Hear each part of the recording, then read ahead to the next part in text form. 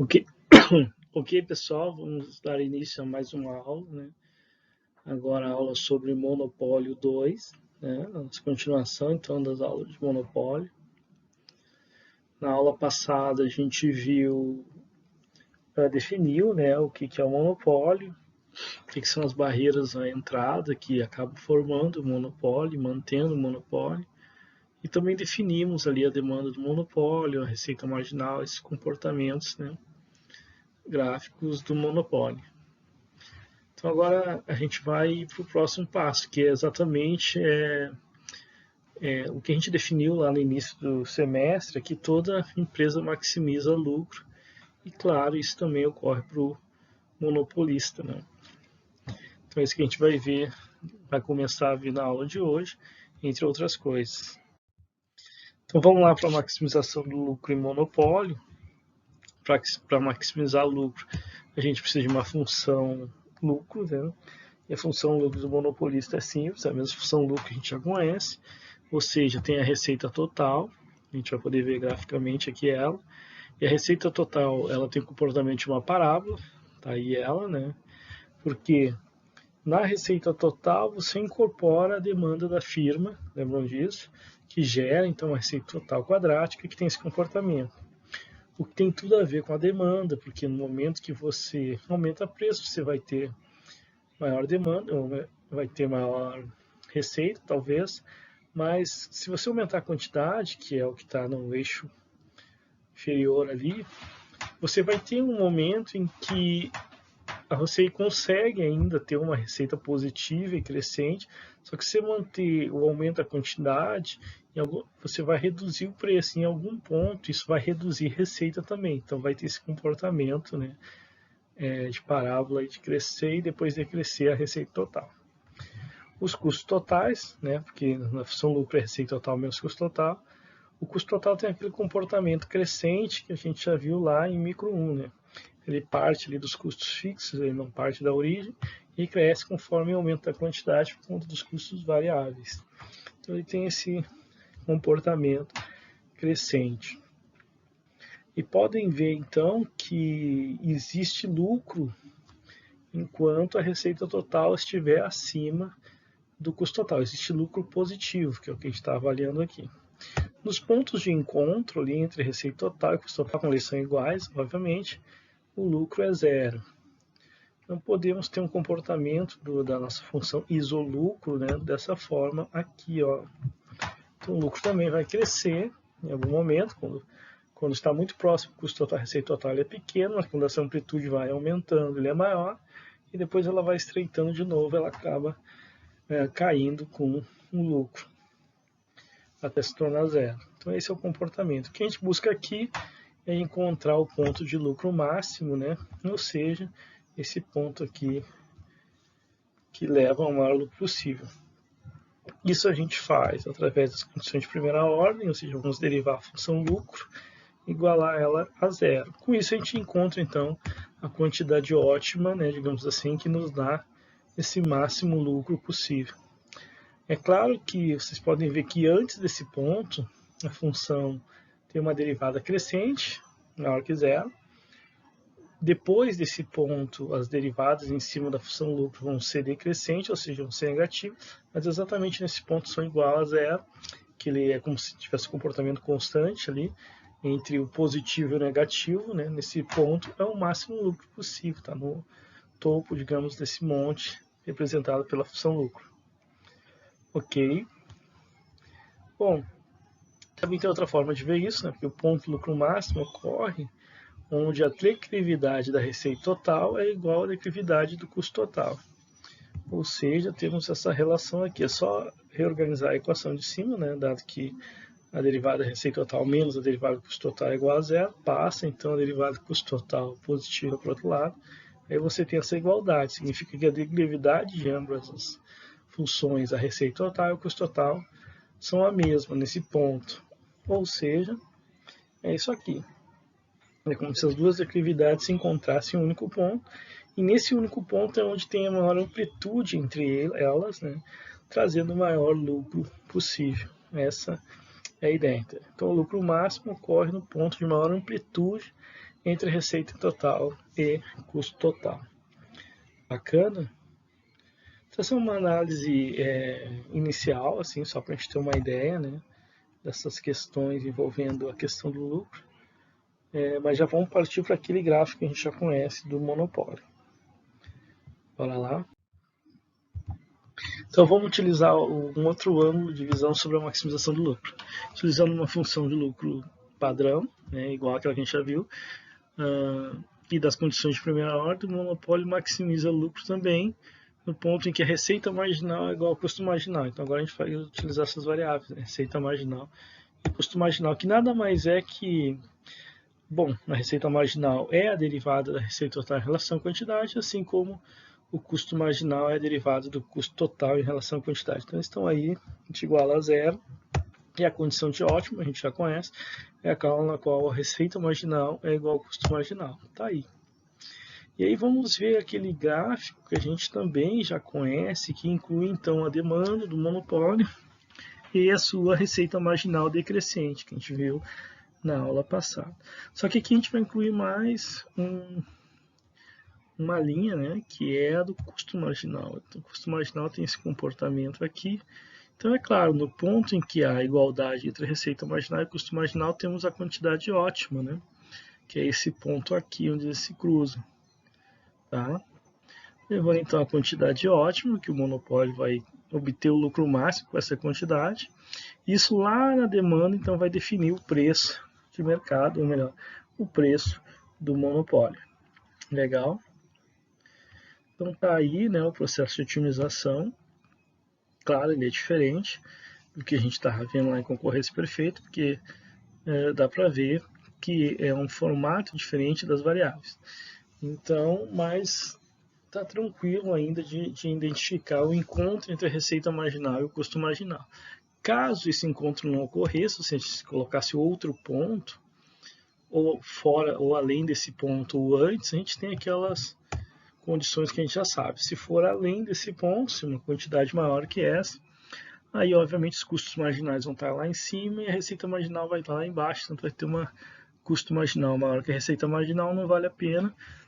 O monopolista provavelmente está perdendo recursos, né, com esse aumento de custos, com essa produção, então vale mais a pena você reduzir essa quantidade, reduzindo assim custo marginal e aumentando a receita marginal até a sua igualdade. O contrário é verdadeiro. Se você estiver aquém dessa quantidade ótima, aí a sua receita marginal está lá em cima, o seu custo marginal está lá embaixo. Vale a pena produzir mais, né? Vale a pena produzir mais porque você está tendo uma receita positiva ainda, essa diferença entre receita marginal e custo marginal. Está valendo a pena aumentar a produção e ter esse retorno até o ponto de encontro. Então ali é um ponto estável, né, onde a receita marginal é igual ao custo marginal, que você está maximizando o lucro, está tirando o máximo lucro possível dessa atividade. Bacana? Então a ideia é esta, tá aí o ponto. Bom, e o lucro? Qual é o lucro? Né? Para saber o lucro, a gente precisa utilizar essa outra função que a gente já conhece, né, que é a função que determina o lucro, utilizando o custo médio, que a gente pode ver isso através de uma análise gráfica. Então, o lucro nada mais é o lucro ótimo, inclusive, né, o preço menos custo médio, vezes a quantidade ótima, naquela definida ali, nesse processo de otimização. Então, precisamos colocar o custo médio nessa análise gráfica. Ele vai estar mais ou menos assim, esse é o comportamento padrão do custo médio, né? E ele estando nesse nível, digamos assim, e é claro que a diferença dele e o preço, ponto do custo médio estaria aqui, a diferença entre o preço e o custo médio vezes a quantidade, como está definida ali, vai dar a área ou região do lucro, né? Essa vai ser a área então que representa o lucro. Como é o ponto de ótimo, né, que a quantidade é ótima, então esse é o lucro do monopólio, o lucro máximo, o lucro ótimo, onde você está maximizando o lucro. Bacana? Então aí tem uma certa semelhança que a gente já viu em concorrência perfeita, só que claro, o gráfico é totalmente diferente, mas existe sim uma região de lucro do monopólio. Pode ver que o preço do monopólio ele é bem mais elevado. Por quê? Porque a demanda, né, é que vai definir esse preço, né? E a quantidade é definida pela questão de ótimo, onde a receita marginal é igual custo marginal. Bacana, pessoal? Bora lá, então. A gente vai trabalhar um pouquinho mais esse gráfico, vamos fazer um exemplo numérico para ver se fica mais claro essa questão. Aqui está um exemplo numérico, né? Suponha que a demanda de um monopolista seja dada por Q igual a 12 menos P, essa demanda direta. E que o custo de produção seja o custo total igual a 6 mais Q ao quadrado. Pode ver que esse custo total representa bem um custo total, porque tem a parte fixa do custo fixo, que é o 6, e a parte variável, que depende da produção, digamos assim, que é o Q ao quadrado. Tá? Então, encontre o lucro máximo do monopólio. Então, vamos lá. Vamos montar, né? Bom, primeiro a receita total, que é preço vezes quantidade, a gente vai fazer aquilo que eu falei para vocês antes aqui, que era que na receita total você inclui então a demanda, a função demanda. Então ali onde está o preço, você inclui a função demanda. Você pode ver que lá você vai ter que inverter preço e quantidade, né? Você vai ter que criar a demanda inversa. Então onde está preço, você coloca a quantidade e joga o preço lá para a variável dependente. Agora veja bem que se ele não tem nenhum coeficiente, ou coeficiente igual a 1, digamos assim. Aí está tranquilo, você troca preço e quantidade de lugar. Se tivesse um 2P, por exemplo, ali, você teria que passar o 2P para o outro lado, o Q para ali, e passar o 2 dividindo, que daria 6 menos 1/2 Q na função demanda ali.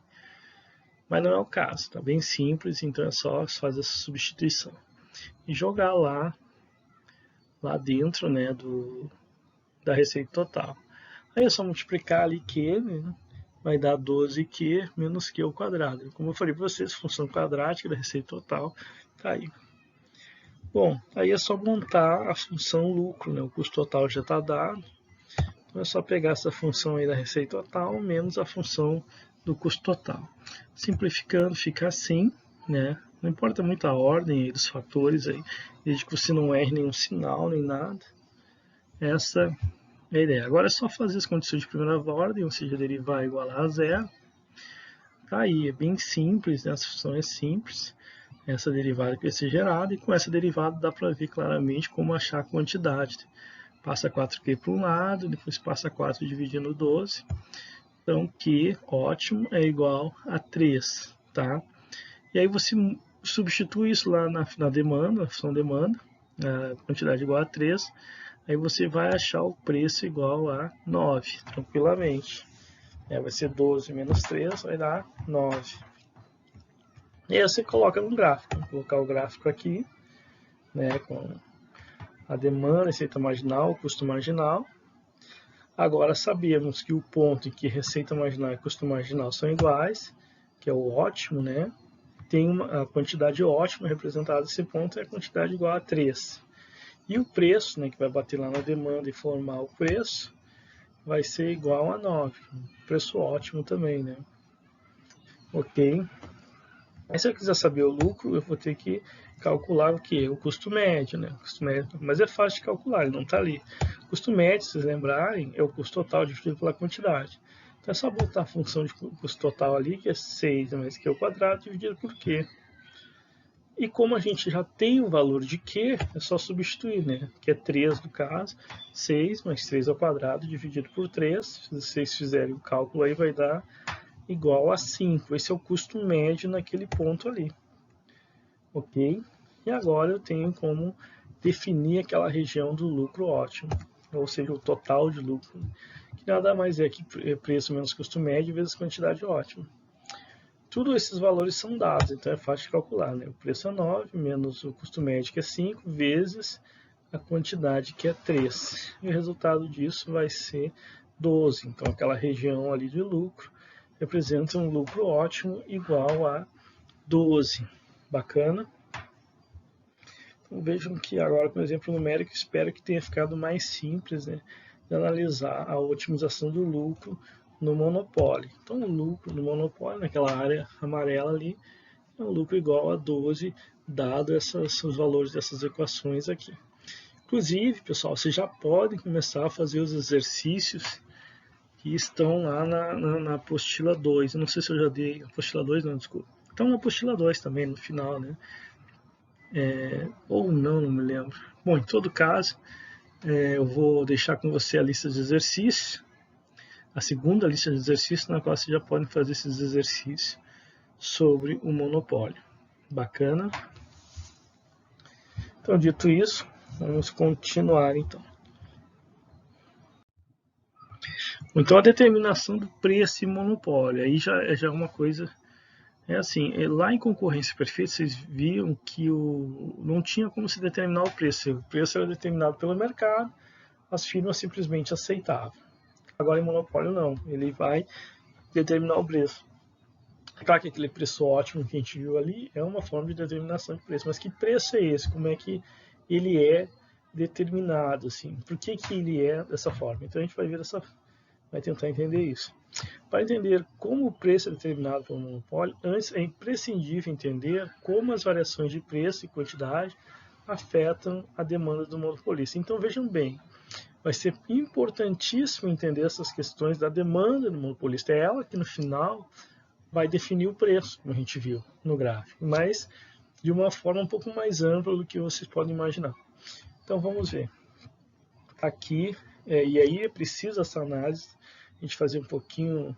Em alguns livros vão dar direto para vocês alguns resultados, vão chegar nas conclusões. Eu prefiro demonstrar como alguns resultados ocorrem. Tá legal? E é isso que a gente vai fazer aqui.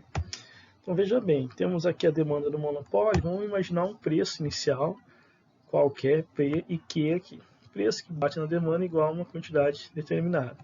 E vamos imaginar um preço secundário, digamos assim, P estrela. Tá? Vai levar uma quantidade Q estrela. Cada um desses preços e quantidade vão levar a um nível de receita. Mas uma curiosidade aqui é que há um aumento de preço de P para P estrela. Né? Esse aumento de preço a gente vai chamar de variação de preço, que nesse caso é positivo, mas é uma variação, independente de qualquer coisa.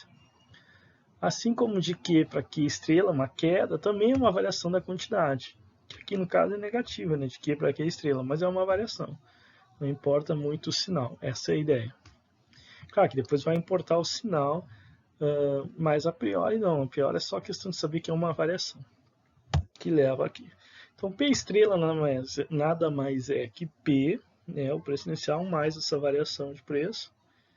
Assim como Q estrela é Q mais essa variação de quantidade, que como eu falei para vocês pode ser negativo, o que leva a ser Q estrela uma quantidade menor.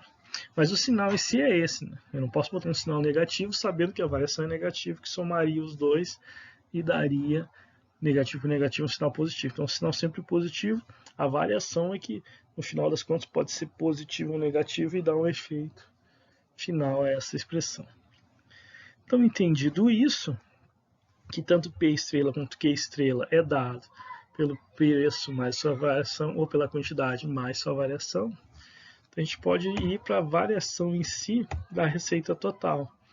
A variação da receita total, pessoal, nada mais é que a receita total, essa secundária, ou final, digamos assim, menos a receita total inicial. Vai me dar, então, quanto que variou a receita. Porque preço estrela vezes quantidade estrela é a receita total estrela e preço vezes quantidade é a receita total inicial. A gente até pode botar aqui do lado dessa forma, a expressão como ela é. Só que preço estrela e quantidade estrela tem aquela outra forma de expressão ali. Preço estrela é preço mais variação de preço, Q estrela é Q mais variação de Q. Então eu posso colocar isso aqui em substituição de P estrela e Q estrela. Podem ver que toda a expressão agora só depende de preço e quantidade e suas variações do ponto inicial. Né? Ok? Aí, multiplicando esses fatores, vamos ter todas essas expressões aqui. Preço vezes quantidade, preço vezes variação de quantidade, mais variação de quantidade vezes variação de preço vezes quantidade, mais variação de preço vezes variação de quantidade, menos aquilo que já estava lá, que é preço vezes quantidade. Então dá para ver que alguns fatores a gente pode eliminar, como P vezes Q, menos P vezes Q.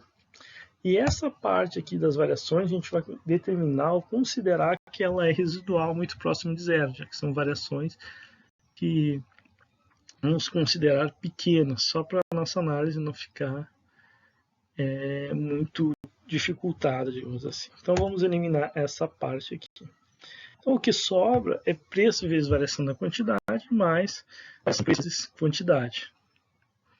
Então, pessoal, chegamos a uma expressão interessante em relação à variação da receita total, que ela é igual ao preço vezes a variação da quantidade que ocorreu, mais variação do preço vezes a quantidade. E aí, a gente pode dividir ambos os lados pela variação de Q. Porque a gente quer saber qual é a variação, quanto da variação da receita total se deve à variação da quantidade. E aí tem que dividir pela variação da quantidade de ambos os lados. Ok? E aí vamos simplificar isso aqui, vamos levar isso aqui para cima e mudar aqui, né, para um outro slide. Vejam que a gente simplificou a expressão, né, a variação da receita total sobre quantidade igual a preço mais variação de preço sobre variação de quantidade vezes Q. É uma simplificação que vocês podem ver que sai automaticamente. Então existe uma relação direta, é isso que a gente vai avaliar aqui, entre a receita marginal do monopolista e a elasticidade de preço de sua demanda. É isso que a gente quer chegar com essa conta. Vamos lá, então. Vamos continuar aqui. Podemos isolar P. Se a gente isolar P daquela expressão ali, nós temos 1 mais variação de P sobre quantidade vezes Q dividido por P. Tá? Se vocês multiplicarem novamente P, vocês vão ver que vocês vão chegar naquela expressão anterior ali. E se reorganizando essa expressão, tirando lá do denominador, variação de P e Q, colocando no denominador do denominador, a gente tem isso aqui. Está fazendo isso por algum motivo, tá? A gente chegou nessa expressão aqui desse lado. Mas voltamos a avaliar desse outro lado. Ou seja, a variação da receita total sobre variação de Q nada mais é que uma expressão que também é representada pela derivada da receita total em relação a Q. Tá? Então, tá aí. Elas são equivalentes. E o que é a derivada da receita total em relação a Q? Nada mais é que a nossa receita marginal, né? Então, aí está a expressão da receita marginal, que é igual a preço vezes 1 mais 1 sobre a elasticidade de preço da demanda. Aí vocês vão perguntar, pô, mas de onde saiu esse negócio? Saiu do ar, assim? Não, porque aquela expressãozinha que está ali abaixo do 1, essa aqui, ó, nada mais é que a expressão da elasticidade de preço da demanda. Então, chegamos propositalmente nela, tá? Tá aí, ó. E aí ela está, então, na equação. A receita marginal é igual a preço vezes 1 mais 1 sobre a elasticidade da demanda. Só que tem mais um fator, que é isso aqui, ó. Essa sim representa a receita marginal. Preço vezes 1 menos 1 sobre a elasticidade da demanda em módulo. Bom, a gente sabe que a elasticidade da demanda é negativa. Ela vai sempre dar negativo porque a demanda é decrescente, como vocês podem ver que está no gráfico aí, né? Então ela é sempre negativa. Se a gente colocar um módulo, como a gente faz normalmente para fazer a análise dela, né? A gente muda o sinal dessa expressão. Então, para manter, digamos assim, a ordem dos fatores iniciais, que é o fato de que é 1 mais algo negativo, a gente, transformando esse algo negativo em positivo, precisamos mudar o sinal, então, da expressão, que é 1 menos, agora, 1 sobre a elasticidade na demanda em módulo. Só isso, porque a elasticidade da demanda é negativa, se você vai botar o módulo, você vai mudar o sinal, então você precisa mudar o sinal da expressão. E está aí uma representação, então, da receita marginal através da elasticidade de preço da demanda. Ok? Isso aqui traz algumas informações para nós. Por exemplo, se a elasticidade da demanda é unitária, igual a 1, significa que a gente tem ali 1 sobre 1 que dá 1, 1 menos 1 que dá 0. Então a receita marginal é igual a 0. Então se a elasticidade da demanda é unitária, a receita marginal é igual a 0. Ok? Bom, mas isso não é nenhuma surpresa porque a gente viu isso na aula passada. Olhem bem para o gráfico. Quando a receita marginal é 0, é exatamente o ponto que a elasticidade da demanda é igual a 1. Então, bom, estamos vendo a mesma coisa, só que de uma forma diferente, de um ângulo diferente. Então, para que estamos vendo isso? Né? Para estar vendo de uma forma diferente? Não, porque agora a gente tem um pouco mais de informação do que a gente viu na aula passada. Porque, por exemplo, Quando a elasticidade da demanda é maior que 1, ou seja, ela é elástica, pode ver que 1 dividido por um valor maior que 1, com certeza vai dar um resultado menor que 1. E 1 menos um valor menor que 1 vai dar um resultado positivo, né? 1 menos um valor menor que 1 dá um resultado positivo. Ou seja, a receita marginal é positiva. Então, veja bem, na região em que a demanda é elástica, maior que 1, a receita marginal é positiva. E que região é essa? Logo acima, né? A gente já viu isso lá em micro 1, mas vamos rever aqui de novo. Essa região acima da demanda, ela é elástica, ela é maior que 1. Né? O ponto bem no meio da demanda é unitário, a gente viu que a receita marginal é 0, mas acima dela é a região elástica da demanda, onde a elasticidade é maior que 1. E isso tem como implicação a receita marginal positiva, maior que 1. Que vocês podem ver que a linha da receita ali ela é decrescente, mas ela está ainda nesse quadrante positivo, então ela é positiva. Por outro lado, se a gente tem uma demanda inelástica, ou seja, menor que 1, aí vocês podem ver que lá na função da receita marginal, 1 dividido por um valor menor que 1, vai dar, obviamente, um resultado maior do que 1. E 1 menor e 1 menos um valor maior do que 1 dá uma receita marginal negativa, dado que o preço é sempre positivo, né? Então vai dar uma receita marginal negativa. Então, sempre que a demanda for inelástica, ou na região que a demanda for inelástica, a receita marginal é negativa. Tá aí. E essa parte aqui embaixo. E a gente sabe que é logo ali quando a receita marginal ultrapassa, né, digamos assim, a coordenada ali da quantidade e se tornando, entrando para outro quadrante negativo já. Receita marginal negativa. Então dá para ver bem nesse gráfico quando que a receita marginal é positiva e quando que ela é negativa. Ela só é positiva onde a elasticidade da demanda é elástica, ou seja, maior que 1. Então isso traz um resultado importantíssimo para nós, pessoal, que é o seguinte: o monopólio somente opera, ou melhor, ou nunca opera na região inelástica da demanda. Ou seja, nunca opera ali abaixo. Desculpa. Ele sempre vai operar na região elástica da demanda, nunca na região inelástica da demanda. Por quê? Bom, se a receita marginal é negativa, como é que ele vai maximizar o lucro? Né? Ele não consegue. Veja bem, isso ocorre porque os custos marginais são positivos por natureza, os custos são positivos. Então, não é possível maximizar o lucro quando a receita marginal é negativa. Então, ele nunca vai ir para aquela região onde ele não vai maximizar lucro, onde a receita marginal, o retorno da receita marginal vai ser negativo. Então, imagina, o lucro é negativo, o custo já é negativo, vai se somar uma receita marginal negativa, não há obtenção de lucro. E o lucro máximo só ocorre quando a receita marginal é igual ao custo marginal. Como o custo marginal é positivo, então você só pode operar onde a receita marginal também é positiva, e isso se dá somente onde a elasticidade da demanda é elástica, ou seja, maior que 1. Então, o monopólio nunca opera na região inelástica da demanda. Resultado importantíssimo, ok? Ou isso aqui também pode ser visto de outra forma. Pode ser cair em algum concurso, pode ser visto dessa forma também. O monopólio sempre opera na região elástica da demanda. Lembrem disso, onde ela é maior que 1. Legal, pessoal? Bacana? Então vamos lá.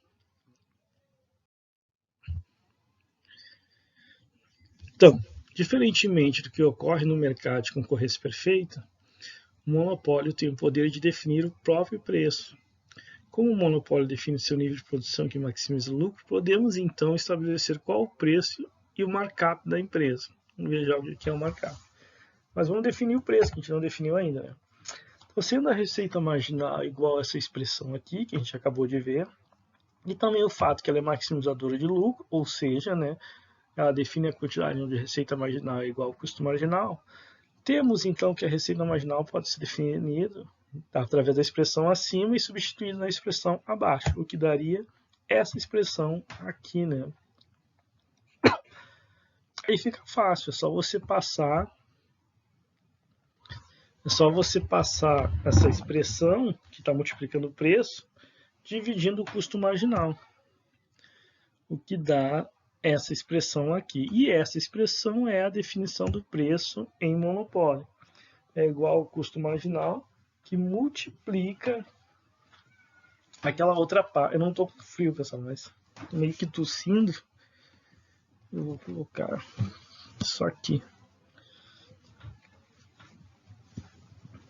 Daqui a pouco fica o calor, tem que tirar, né? Mas não esteja gripado, coisa parecida. Bom, a expressão custo marginal vezes essa expressão aí. É o preço do monopólio. E aí a gente pode analisar da seguinte forma. Como o monopólio só opera na região elástica da demanda, temos que a elasticidade de preço da demanda é maior que 1, ou seja, ele só vai operar onde ela é elástica, como a gente acabou de ver, e isso tem o seguinte fator. Olha só, vamos voltar ali expressando o preço ali. 1 sobre um valor da elasticidade da demanda que é maior que 1, vai dar um valor menor que 1. Então, 1 menos um valor menor que 1, dá também um valor menor que 1. E aí, 1 dividido por um valor menor que 1 dá um valor maior do que 1, o que leva, então, ao fato que o preço vai ser maior que o custo marginal. Porque imagina, o custo marginal vai estar multiplicando um valor maior que 1, o que vai dar um valor maior do que ele mesmo, tá? Por isso que o preço, no final das contas, é maior que o custo marginal. Então tá aí. O monopólio obtém um preço superior ao custo marginal. Então o monopólio, pessoal, ele consegue e ele define seu preço, de certa forma, maior que o preço de concorrência perfeita. Por quê? Porque a gente sabe que no preço de concorrência perfeita, ele maximiza o lucro, inclusive quando o preço é igual ao custo marginal. No monopólio, não. Ele maximiza o lucro com preço maior que o custo marginal. Tá? O monopólio tem essa vantagem sobre a concorrência perfeita. Nesse caso, no caso de uma demanda perfeitamente elástica, voltamos para as condições de concorrência perfeita. O que é isso, uma demanda perfeitamente elástica? Quando ela tende ao infinito. É só vocês olharem ali de novo a expressão do preço do monopólio. Se eu 1 dividido por um número tão grande que tende ao infinito, imagina, 1 dividido por 5 bilhões, vai ser 0,0000 alguma coisa. Mas, se ele é infinito, então vai ser 0, vai ser 0, vai tender a 0. Então vai ser 1 menos 0, que dá 1. 1 sobre 1 dá 1 também. Então, custo marginal vezes 1 é o próprio custo marginal, ou seja, preço é igual ao custo marginal. Ou seja, numa demanda perfeitamente elástica, temos as condições de concorrência perfeita novamente, ou seja, preço igual ao custo marginal. Aí já não é monopólio. Você já está num ambiente competitivo que você adota o preço de mercado, né? Você define o preço igual ao custo marginal. Então você já saiu do monopólio. Então, se é perfeitamente elástica, que é exatamente a demanda da concorrência perfeita, que ela é horizontalmente, né, deitada ali, o preço é igual ao custo marginal. Exatamente como em concorrência perfeita. Ok, pessoal? Entendido? Bora lá. Definir o markup agora. Ele pode ser definido como uma margem obtida utilizando a elasticidade de preço e demanda para mensurar a diferença entre o preço e os custos marginais. Então, veja bem, dado que essa é a expressão que define o preço do monopólio, né, a gente acabou de ver, o markup vai ser o quê? Vai ser essa parte da expressão. Esse é o markup. É isso que vai me dizer qual é a dimensão dessa diferença do preço para o custo marginal, no final das contas, tá? Então é o markup, é aquela margem que a empresa consegue ter do preço acima do custo marginal. Essa é a ideia do markup. Então, a elasticidade da demanda apresentada, e aqui é mais uma observação, né? A elasticidade da demanda apresentada não é necessariamente do setor, tá? Ou seja, o que quer dizer isso?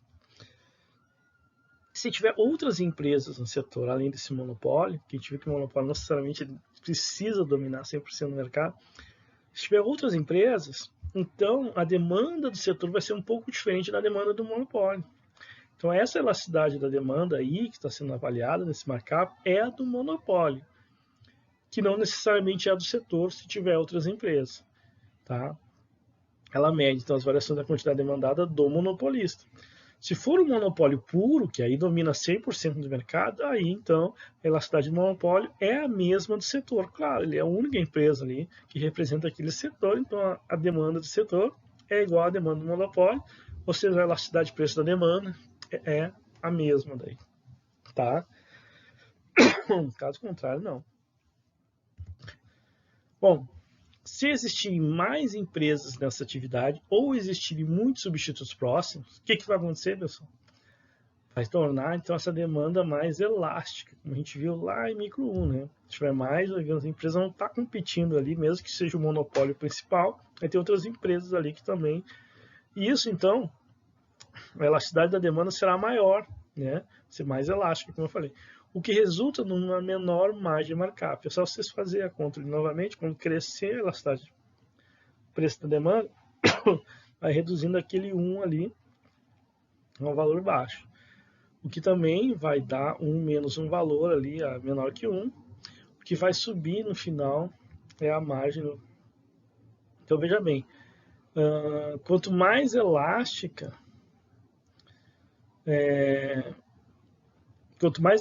um valor muito grande, vamos dizer ali que vai para o infinito, como a gente fez aquela análise lá, então a gente vai ter 1 sobre o infinito vai dar 0, 1 sobre 1 dá 1. Então o markup vai ser só 1. 1, na verdade, multiplicando o custo marginal, é preço igual ao custo marginal, é concorrência perfeita. Ele não quer, ele quer um preço muito maior do que 1. Então, ele vai ter que ter um efeito contrário. A elasticidade, ela vai ter que ser o quê? Ela vai ter que ser maior do que 1, muitas vezes maior do que 1, ou melhor, desculpa, ela vai ter que ser muito próxima de 1, ela vai ter que ser inelástica. E quanto mais próxima de 1, ela não pode ser 1, porque daí dá uma inconsistência ali. 1 sobre 1 vai dar 1, 1 menos 1 dá 0, é inconsistente. Mas, quando ela for muito próxima de 1, ela vai dar um valor pequeno, 1 menos um valor pequeno, vai dar um determinado valor ali que vai dividir 1, e aí vai dar um valor maior do que 1. Né? Então, quanto menor aquele valor ali de 1 menos 1 sobre a elasticidade, maior vai ser o valor final do markup. E quanto maior o valor do markup, maior então é o poder, né, digamos assim, de mercado, que a gente vai ver que existe um poder de mercado, mas maior é essa margem aí que o monopolista consegue botar de preço acima do custo marginal. Entendido? Então, a gente... Então assim, ó, novamente, para entender, a elasticidade do preço da demanda, quanto muito grande ela for, quanto maior ela for, menor a margem do markup. Tá? E quanto mais próximo de 1, ela não vai ser 1, porque a gente já viu que não pode ser 1, o receita marginal é 0, e nem menor que 1, que é a receita marginal negativa, ela tem que ser muito próxima de 1. Aí ela tem uma margem de markup maior. Tá? E se ela for infinito, aí ela vai para a concorrência perfeita. É essa a ideia que está também no markup. Então, quanto maior a elasticidade da demanda, resulta numa menor margem de markup do monopólio. Tá? Essa é a ideia. Vocês podem refazer essa conta para ver isso que eu estou falando. Tá? Acho que até a gente faz um exemplo numérico aqui agora. Isso, ótimo. Então, suponha que o custo marginal de um monopolista seja 10 e que a elasticidade de preço da demanda seja 2,4. Então, ela é elástica. Né? Qual é a margem markup e qual é o preço de monopólio? Então, vamos lá fazer essa conta aí usando esses dados. Está aqui o markup, como a gente acabou de ver. A elasticidade de preço da demanda é 2,4, é só colocar lá ali. Tá? Aí vai ter esse valor aqui, 0,42, que vai gerar esse outro valor aqui sobre 1 sobre 0,58. E aí você faz o cálculo para chegar a 1,71. Essa é a margem de markup. Ou seja, vai multiplicar isso pelo custo marginal, que a gente vai fazer logo abaixo aqui. Então, o preço de monopólio vai ser o custo marginal vezes a margem de markup. gente acabou de calcular que é 1,71. Ou seja, como o custo marginal é 10, né? 10,1,71, necessariamente o preço vai ser 71% maior que o custo marginal. Esta é a ideia, que vai dar 17,14. Tá? Como vocês podem ver, essa é a margem de markup, é uma margem, né, que você consegue ter um preço acima do seu custo marginal aí, e nesse caso aí foi esse valor. Vejam que se você pode testar isso, né? Se você botar ali, sei lá, um valor de elasticidade de 1,8, 1,5, essa margem de markup vai ser maior. Então, como eu falei para vocês, quanto mais próximo de 1, que é uma menor elasticidade, né? Ela continua elástica, mas tem uma menor elasticidade em comparação a 2,4, por exemplo, aí é maior a margem de markup. E o contrário é verdadeiro. Se ela for 5, 6, aí o resultado final vai dar uma margem de markup muito baixa, né? Muito baixa. No limite, se você botar um valor extremamente alto de elasticidade, como eu falei para vocês, é infinito, vai ser 1 a margem de markup. 1 não é uma margem, como se não tivesse nada, porque custo marginal vezes 1 é o próprio custo marginal, o preço vai ser igual ao custo marginal. Então é isso aí. Essa relação entre elasticidade, preço da demanda, e a capacidade do monopólio botar um preço acima dos seus custos marginais. Markup, de certa forma, é uma forma de mensurar essa capacidade da empresa. Bacana? Com isso, a gente também chega em outra fórmula de análise, que é... Vamos lá. Poder de mercado do monopólio. Ou também conhecido como poder do monopólio. Poder de monopólio. É uma medida da capacidade do monopolista de estabelecer seu preço acima dos custos, que de certa forma foi o que o markup fez, mas aqui vai ser mais direto. A margem de markup já sinaliza essa magnitude, contudo existe o índice de Lerner. E esse nome causa em homenagem ao professor Aba Lerner, né, da Universidade de Michigan. E esse índice no qual simplifica essa análise sobre o poder de monopólio. Então, como é que é esse índice de análise? Que na verdade é um índice de poder de monopólio. Aqui ele é P, que é preço, né, menos custo marginal dividido por P. Então vai me dar, se eu tenho um hiato ali do preço acima do custo marginal, dividindo pelo preço, né, eu vou ter então um índice ali de poder de monopólio, de certa forma, quanto eu consigo botar o preço acima do custo marginal. É claro que dá para ver que esse índice vai ficar no intervalo aberto de 0 a 1. Né? Então o L ali, o índice de Lerner vai ficar entre 0 e 1. Vamos entender então esse entre 0 e 1, o que significa.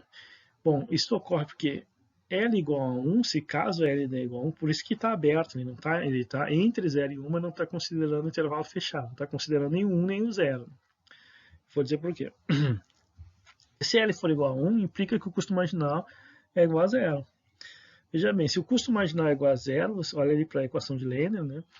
Você vai ter que preço sobre preço é igual a 1.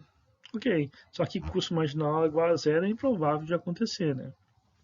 O que se produz que não tem custo nenhum? Né? 0. E L igual a 0 implica que o preço é igual ao custo marginal, claro, né? Que daí dá 0 o índice de Lerner quando há essa igualdade entre preço igual ao custo marginal. Isso representa o quê? Lembra? O mercado concorrencial. Aí já não é o monopólio. Por isso que esse intervalo fechado de 1 e 0, incluir 1 e 0, não dá. Porque ou o custo marginal é 0, ou tu nem está no monopólio mais, está em concorrência perfeita. Então ele é um índice aberto, ou seja, não inclui, não fecha, não inclui os extremos, os valores extremos. Então, quanto mais próximo de 1, como vocês podem ver,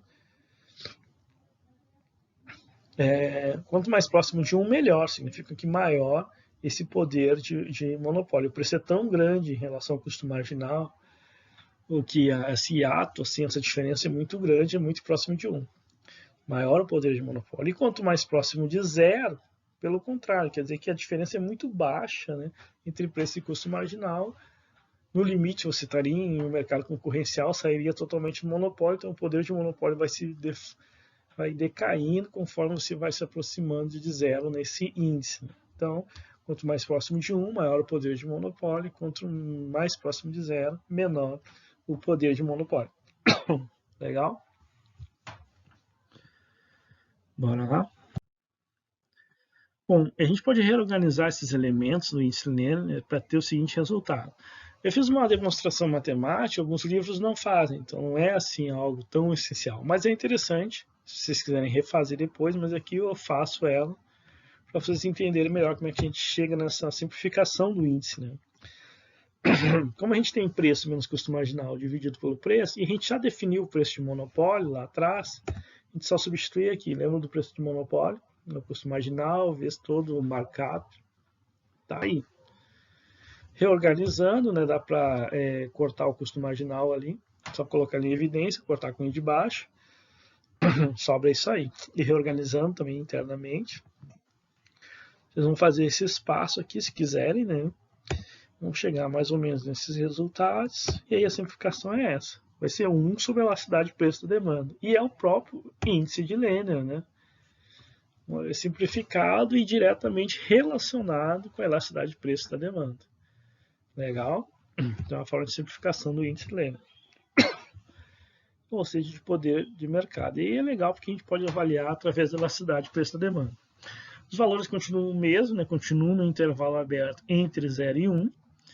Só que agora, se L igual a 1, a gente sabe que não dá, e agora a gente vai ver que não dá mesmo, implica que a elasticidade de preço da demanda é igual a 1, elasticidade unitária. E isso, quando ocorre, a gente sabe que a receita marginal é igual a 0, e novamente é improvável disso acontecer. É improvável se querer produzir na receita marginal igual a 0, porque aí você não vai estar maximizando lucro, a não ser que o custo marginal também seja igual a 0. Então isso tudo é improvável de acontecer. Provavelmente ele só vai operar na região elástica, como a gente definiu, tá? Então aí ele não vai operar. E se L é igual a 0, como é que vai ser igual a 0? 1 sobre a elasticidade, só se ela tendeu ao infinito. É aquela mesma coisa, 1 dividido por um número tão grande que se aproxima a 0. E esse número tende ao infinito. Se a elasticidade tende ao infinito, o que ela é? É uma elasticidade perfeitamente elástica.